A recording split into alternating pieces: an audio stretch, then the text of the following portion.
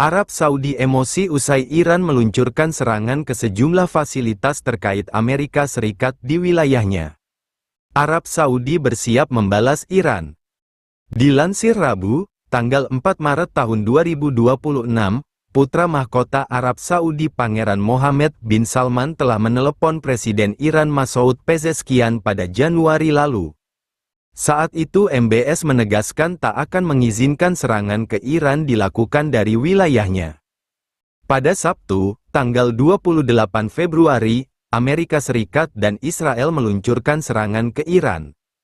Serangan itu menewaskan pemimpin tertinggi Iran Ayatollah Ali Khamenei.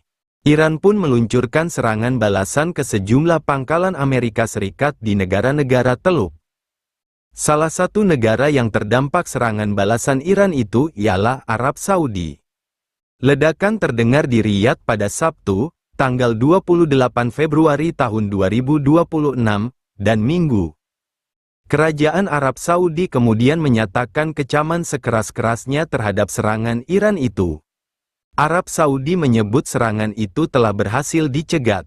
Serangan-serangan ini tidak dapat dibenarkan dengan dalih apapun atau dengan cara apapun. Dan serangan tersebut terjadi meskipun pihak berwenang Iran mengetahui bahwa kerajaan telah menegaskan tidak akan mengizinkan wilayah udara atau teritorialnya digunakan untuk menargetkan Iran. Demikian keterangan Kementerian Luar Negeri Arab Saudi. Meski diprotes Arab Saudi, Iran tetap melanjutkan serangan balasan ke fasilitas terkait Amerika Serikat pada Selasa, tanggal 3 Maret. Serangan drone Iran menghantam Kedutaan Besar Amerika Serikat di Riyadh, Arab Saudi. Serangan Iran juga menghantam markas Shia di Riyadh. Tak ada laporan korban jiwa akibat serangan-serangan Iran di Saudi.